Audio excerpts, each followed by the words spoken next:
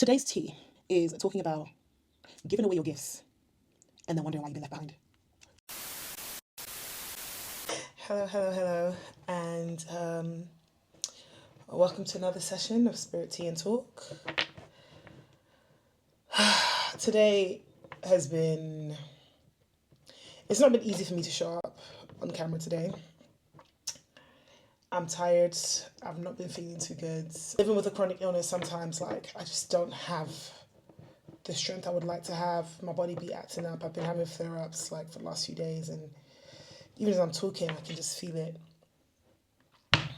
Just not feeling too great. You know what I'm saying? But I have made a commitment, and unless it is extremely dire, I'm gonna show up. So I got my ass up.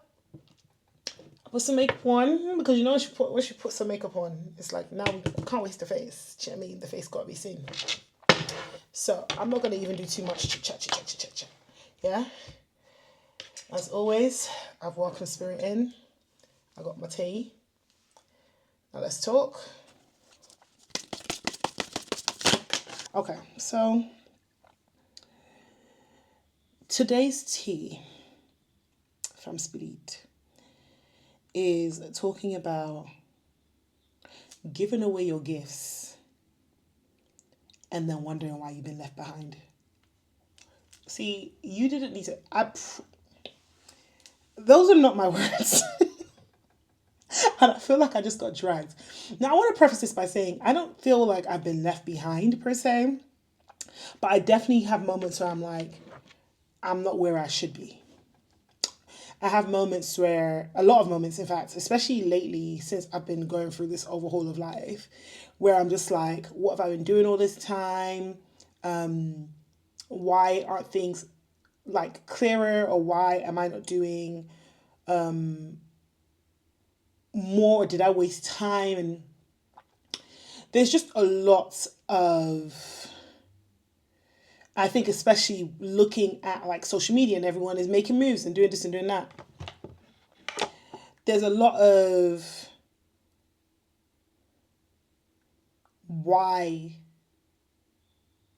what am I doing?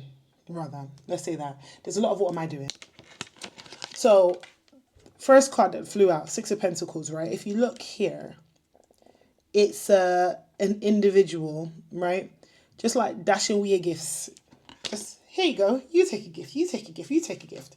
And I relate so heavily to this card because, first of all, she fly. Okay. Look at her.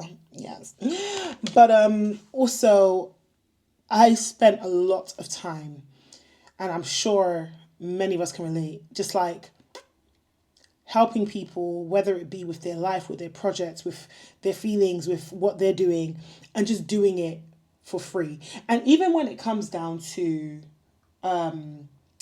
my business, when I've been making candles or making other products or consulting, or I've done a lot of free work, a lot of free work, a lot of free labor, a lot of, giving my gifts away, right? And it's as I'm not doing it with a bit of heart, I'm doing it happily. I'm like, yeah, there you go, take this shot, I can help, because it's when you've got a giving spirit, I feel like it can be a double-edged sword. On the one hand, it's something that can cut through pathways for you and open doors for you, but then depending on how you move and how you, what's the word I'm looking for here? Utilize the path that has been laid out for you from you being giving and that. If you don't utilize it well, it can also be, if that gift can stab you, you know what I'm saying? It can wound you. And I wouldn't say for me personally that I've been necessarily wounded, but I have been in situations where people have used me and abused me, and they have built, themselves up off the back of help or gifts I've given to them. And it's been a thankless thing, And to look out, or look to the past and think, rah, okay, where should I have moved different? Where should I have not done that? And where am I still doing the same things? Like, am I still showing up the same way? Am I still just giving it away? Do you know what I mean? Like, I think of, when they be like, oh, who's gonna buy the cow if you're giving away the milk for free?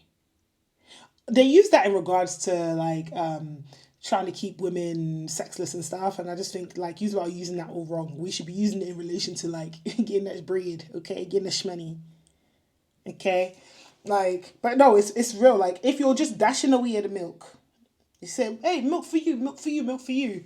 Who feels like they need to come buy the cow? Who feels like they need to come invest in the farm? No one, because you're giving away free produce. If you're like me and you've just been giving out your gifts and you've just been giving out your energy, giving out your time, giving out the goodness that you hold within you for free, and now you're looking out and your spirit feels unsettled and your spirit feels like, why was I doing that? And look at all of these people sailing past me and look at all of these people, prospering. And I'm just kind of still stuck here on shore, just kind of looking and not able to like set sail and fly free kind of thing, because maybe you don't have the resources, maybe things have not taken off for you, maybe you don't have anyone who's coming to help you. It's like the tea here today is saying, one, stop giving away your gifts for free. That was really harsh. Like I felt like I just got told off, but no, okay, heard. Stop giving away your gifts for free. That's first and foremost. If someone wants something from you, if they value your presence, if they value your work, if they value your knowledge, your energy, all of that, they will pay for it. People pay for what's important to them. That's a fact. And one of the modes I've operated in a lot, and it comes from a scarcity mindset. That mindset comes from like how and where I grew up. Growing up, it's like we didn't always have beers. Do you know what I mean? And surrounded by other people who didn't always have beers. So I feel like I've carried into adulthood like, oh, people still don't have. So, people don't have it, and you want to still be accessible to. For those watching this, Spirit's saying you don't need to be accessible to everyone. You're not for everyone. And the people you are for, it's all coming together. But in order for those people to find you, you have to, one, know what you're willing to give. Know what you're willing to give. Two, don't be afraid to shine bright. Don't be afraid to stand fully in your body, in your wisdom, in your energy, in your purpose, in your path. And know that things aren't going to change overnight, right? But it will only take one night. And what I mean by that is, you've been, like I said, grafting, grinding, whatever, giving so much of yourself to other spaces and maybe not necessarily pouring as much into your own purpose, into your own. And I will say, I don't know if this is true for me, but it kind of is actually. Let me say what I want to say first and then I'll know. If you have been pouring so much into others because maybe you're scared to believe in yourself or scared to believe in your own path, stop doing that. The reason I say I don't feel like that's true for me is because I'm not scared to believe in myself, or I'm not scared to believe in my own path. It's not that. My fear sits in something else. My fear has sat in the fear of judgment. And let me explain that. So this is something that happened. This came up recently over the last few days, in fact. I've been posting more, I've been showing up. And this is not the first time I've been like active on the internet. Like I've really liked to post a lot, but I always, every time, when it starts getting to a point where I'm starting to get numbers, I get shook and I back down and I just stop posting, And obviously there's been other circumstances over the last few years that have stopped me from even being able to post where I want to and do what I want to do and, having the space and the time and etc. etc. etc. But ultimately, all of that's just an excuse. Let me not say and chat shit. All of it's an excuse because at the end of the day, I have a phone. I have cameras. I have mics. I have myself. If I ever want to post something, if I want to make something, there's the only thing stopping me from doing it is me. I can say, oh, this aesthetic ain't right. This lighting ain't right. This. But the truth of the matter is, if you really wanted to do something, books, you would do it. And I wasn't doing it. And I used all of those excuses. But it's become very clear to me that those were excuses because the truth was I was scared of how people in my life would receive me. Context. I come from a very religious family, right? I come from a very religious family, super Christian. Super Christian on one side, super Muslim on the other side, right? And then there's me. Then there's me, over here shopping the cards, Sorry, yeah, cool. Yep, look at that. Then there's me, who is more esoteric, more spiritual. The 3 cards I've got here, all earth energy. I am an earth sign. So, what was I saying? Right, coming from a super religious background, right? A super religious family, everyone's got an opinion.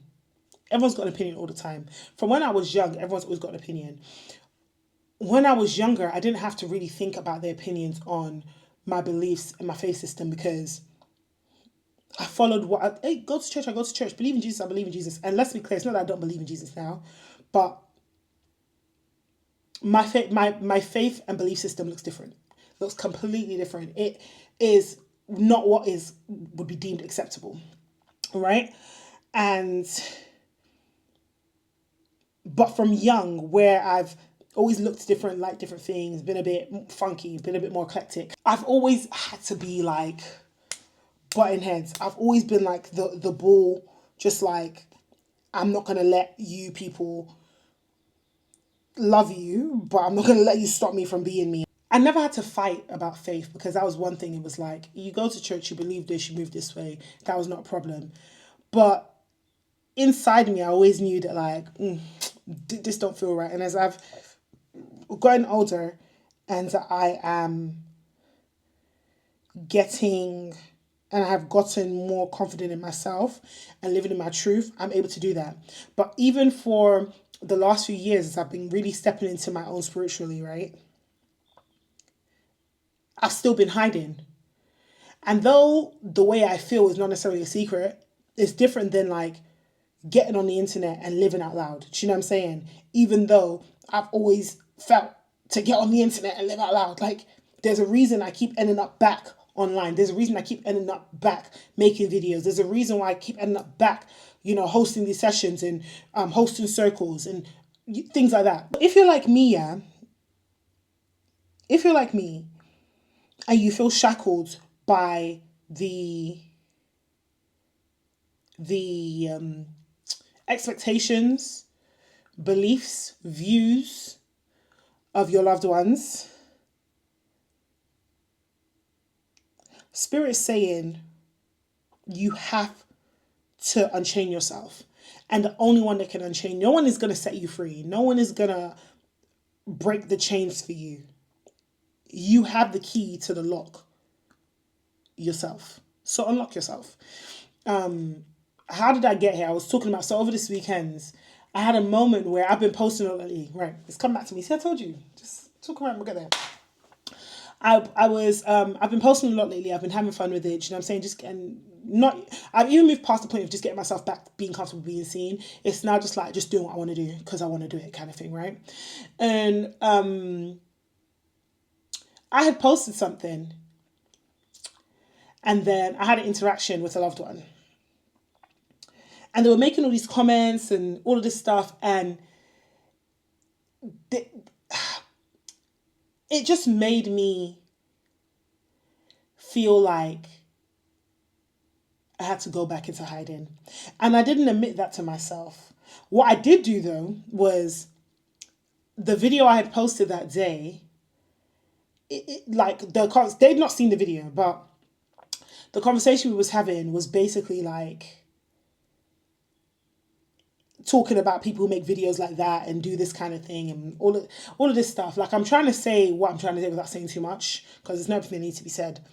But what I know is that I went, and one thing about me, I'm argue. I'm be like, well, no, because who are you to think that, and you can't tell people what to do, and and I believe that. But yet and still, I went home, or rather I came home, and what did I do?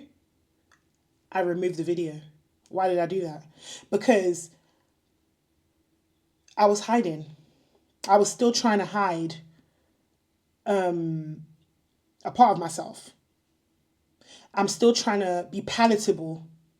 I don't give a heck what strangers on the internet think. I don't give a heck what the whole wide, massive world might think. But those people who live within my world, I actually do care what they think. Do you know what I mean? Oh, it's not rather that I care what they think. I don't want to alienate anyone, or I don't want to be left thrown to the winds. But I'm also like, when I sat down and I was really sitting with, why did I take that down? Why did I feel that way? Am I actually feeling a way about what I posted, or am I allowing someone else's views to make me feel a way? Realizing it's yet again me thinking about someone else's views and all that stuff, and feeling like, will I be disowned? Will I be thrown away? Will I be discarded? It all came down to, if anyone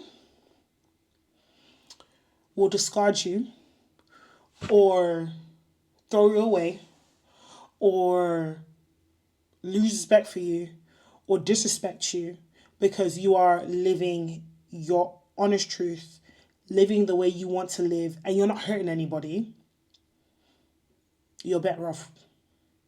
And it's gonna hurt if that happens, but you're better off. Like, life is too short. Life is a long short. It's not like, life is quite long in the grand scheme of things, but in the grand scheme of things, it's very short. And someone I know recently passed. Rest in peace, Danny. And I think about like the impact that she left. Like, she lived her life. She's left an impact. She's left an impact on so many people. When we pass, do we want to pass and be, what's said about us is like, oh, they never really like lived up to their full potential. They never really did what they needed to do. They never really fulfilled, their destiny because they were busy worried about what X, Y, or Z is going to think. If X, Y, or Z feels a way about it, again, new people will come along. And it's difficult when it's those people inside your world. It's difficult when it's family. It's difficult when it's people who you respect and whose opinions mean a lot to you. But no one's opinion must matter more than your own. No one's opinion must matter more than your own. So you gotta move in faith. And when I speak about faith, I'm not even talking about faith, having faith in God right now. We got faith in God. Have faith in yourself.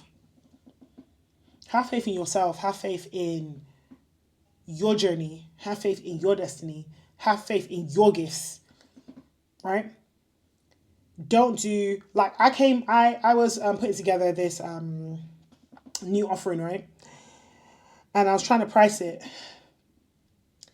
And again, I found myself going back to that same, oh yeah, but I want to make sure it's accessible to people, and and all of this, maybe I should reduce it because people won't pay this price. And why won't people pay the price? People spend money on what means something to them. And I can't speak for no one, but for me and myself, I know the benefit that people receive when they work with me. I know the benefit that I bring. Okay? I know who I am. So, knowing who I am, why am I trying to lowball myself? Cut it out. We're not lowballing ourselves. So, what are we saying? We're walking strong, tall, full in our purpose.